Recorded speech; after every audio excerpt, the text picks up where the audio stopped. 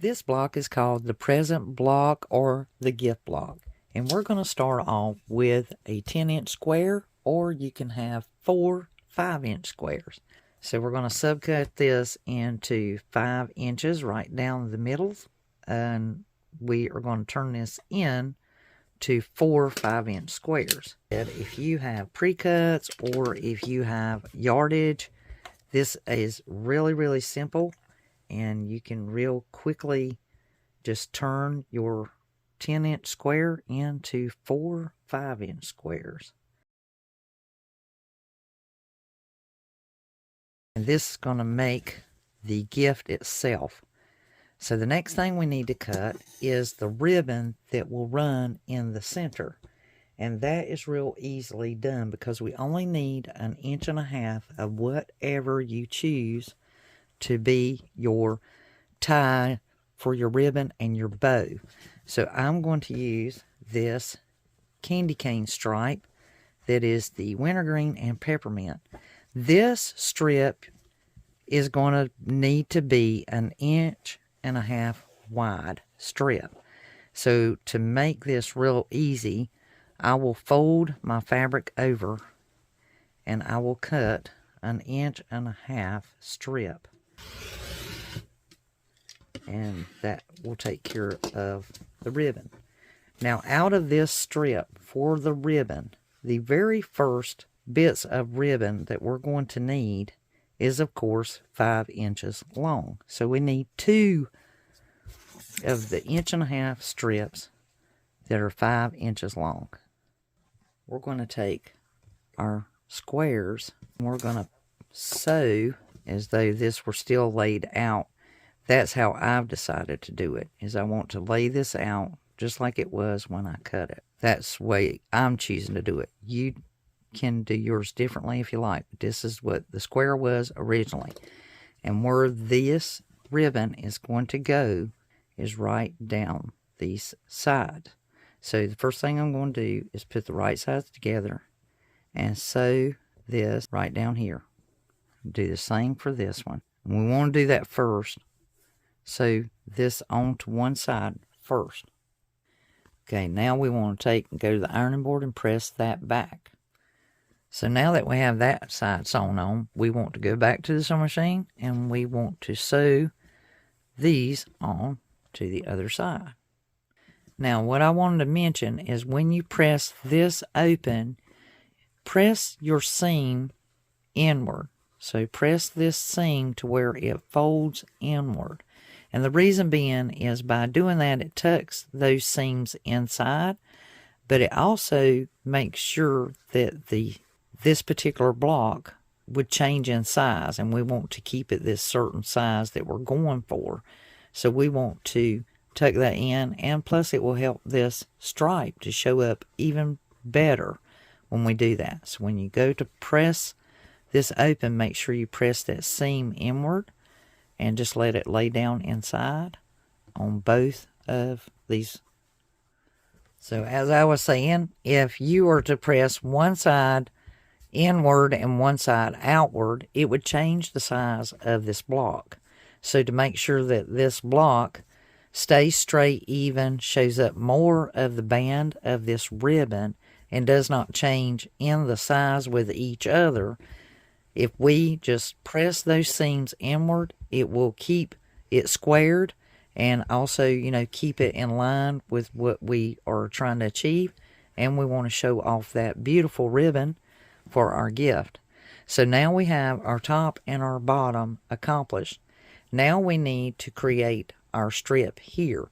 That's really easy. All you have to do is basically measure the two together, and as you can see, it is 10 inches long. So we need 1.5 inch strip that is 10 inches long, because that's the size of our block now. Even though we did add 1 inch in here, that is the remaining size. You can measure your block, and it's easy math. You just basically cut your strip that length, because we're going to be sewing it into the center.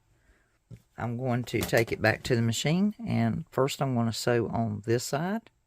Now again, when you press, you want to press this open so that your fold and seam is underneath it and being tucked inward before we sew this one on. So that's looking really nice, tucked in right there. So now let's add this side on. Now again, when we press this, we want to press this seam inward. So we have those tucked in the middle, and that will show off that ribbon. So that is looking just absolutely beautiful. We have all of our seams tucked in, laying nice and flat as a flitter. And that's the whole idea.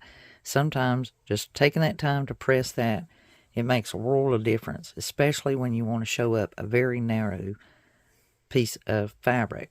So now we need to make our bow at the top. Hello there, friend. Thank you so much for joining in the Winter Quilt Along, the Holiday DIYer. The reason I've selected this as a first edition Holiday DIYer is it depicts and honors each one of those skills and craft ability that we naturally have in doing things ourselves.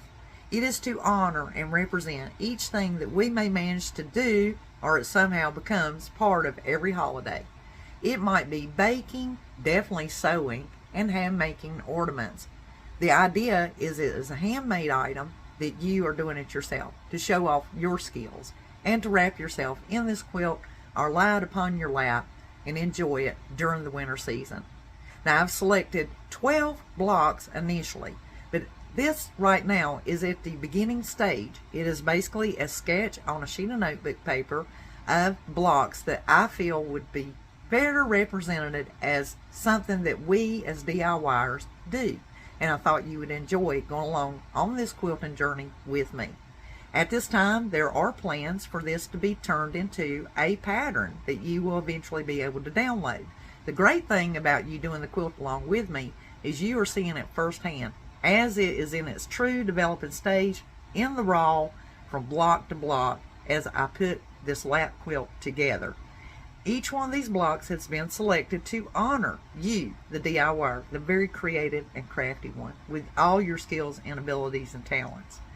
And as I am making this quilt, I'm finding that some of these blocks have developed on their own. A quilt has a way of talking to you and telling you what it wants to become, and therefore other blocks get iterated in the process. So it may end up being more than 12 blocks, or maybe some of these will be seen as an additional block, and that's fine too.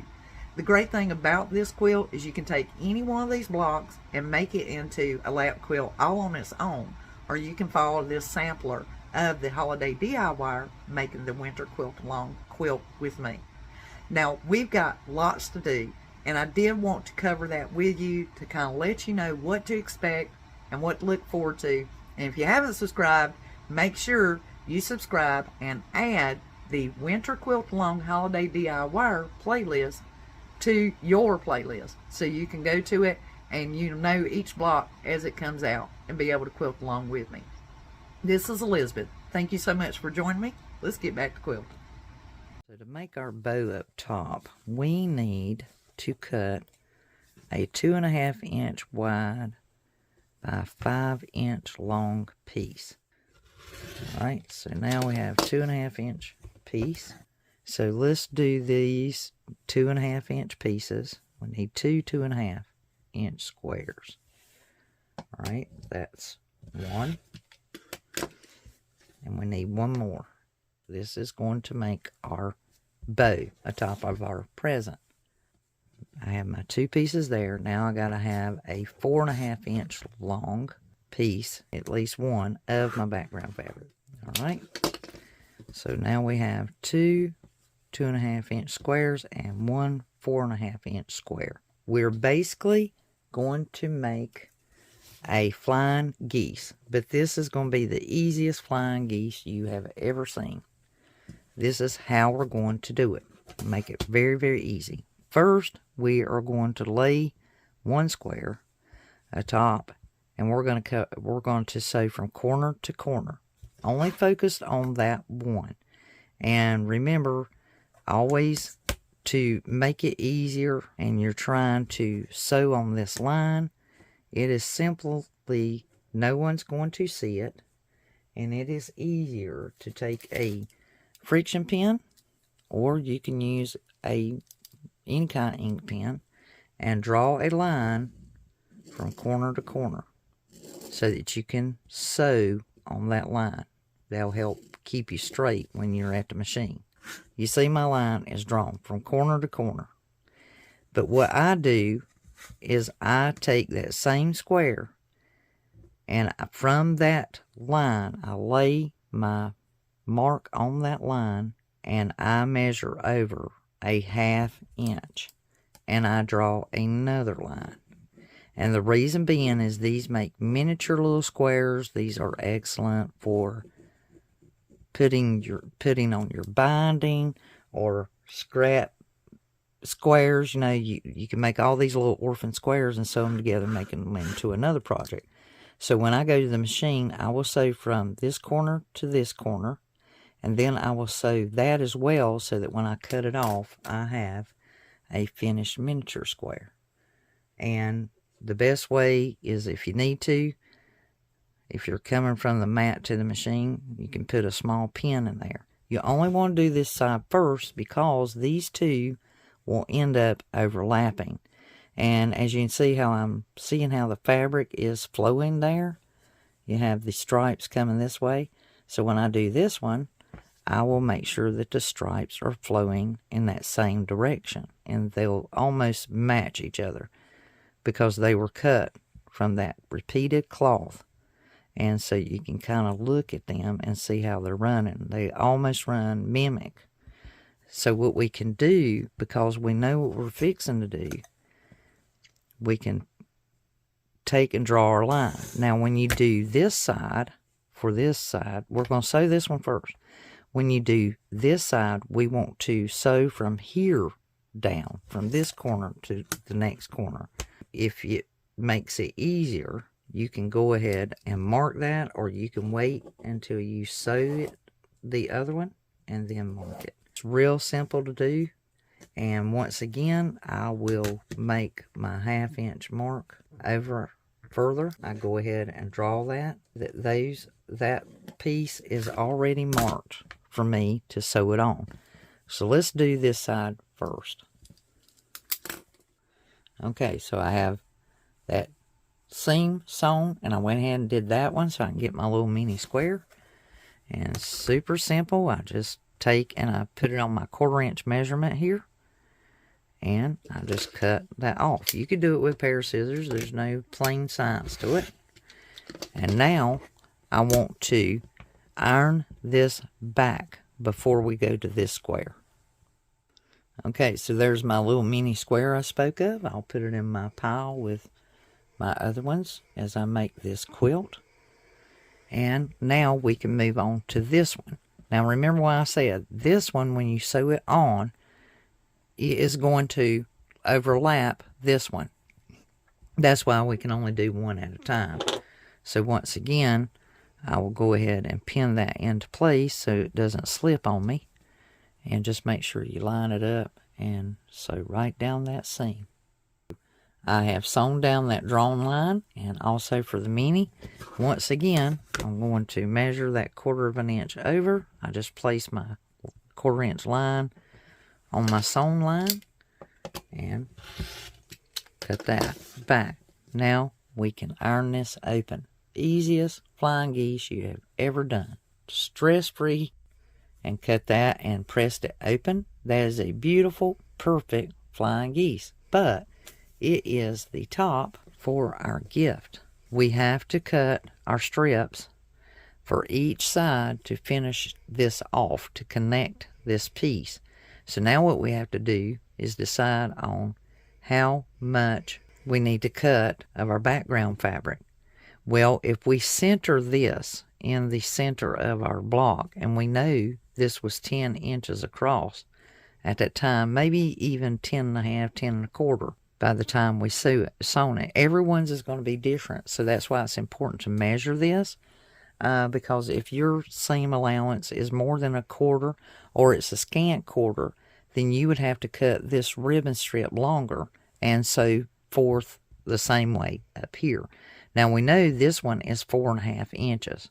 So even if I just make it easier by vision, I can see that that right there is like 2 3/4, and then this one right here is like 3. So the simple math on that, in order to center that piece and get it dead in the center, we can cut a 2.5 inch by 3.5 inch for each side of this block of our background fabric. So I have 2 pieces of 2.5 by 3.5 inch background fabric that I need to sew to each side of my bow. Okay, so I've attached those. Let's press those open. Going to be just perfect. Now what we need to do is we need to attach this to the top of our present. Now we're not quite done because we want to square this up. Even though it looks beautiful, we might have some wonkiness because of these pieces having to be done apart. Also, when you press this one, make sure that you press towards the dark color, the gift itself. You want this to press down this way, and it does make a difference, and that's why you may have to square it up depending on the softness of your fabric and how well it presses.